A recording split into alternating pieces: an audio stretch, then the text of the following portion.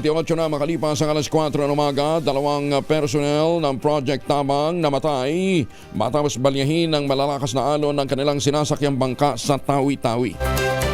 Detalye na balitang mula kay June Di Makuta, Aris 19. Assalamualaikum, Brother June. Alaykum assalam, Kuyang Angel. Nauwi sa isang malagim na trahedya ang paghahatid ng medical and relief operation ng mga kawani ng Project Tabang sa Tawi-Tawi. Binalya ng malaking alon ang bangkang sinasakyan ng 15 kawani ng Project Tabang OCM Barm habang tinatawid ang karagatan mula Bonggao, Tawi-Tawi patungong Tandobas Island Town para sa gagawing medical and relief operation. Sa impormasyon mula kay BARM spokesperson Asnin Pendatun, may sama ng panahon sa lugar subalit hindi umano ito naging hadlang para sa Project Tabang team na maihatid ang dala-dala nilang medical and relief support para sa Bangsamoro community na nasa malayong bahagi ng island municipality tulad ng Tandobas. Habang nasa gitna umano ng laot, binalya ng malaking alon ang bangka at sa 15 kataong sakay, 2 ang hindi na nakaahon.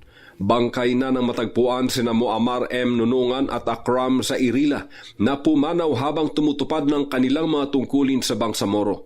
Sa pahayag naman mula kay former Project Tabang Head na ngayon Finance and Budget and Management Deputy, Minister Abdullah Dong Kosain, buwis buhay ang trabahong nakaatang sa balikat ang bawat Project Tabang personnel. Ito'y sa layuning may isakatuparan ang motto ng Chief Minister na bringing the Bangsamoro government closer to the people.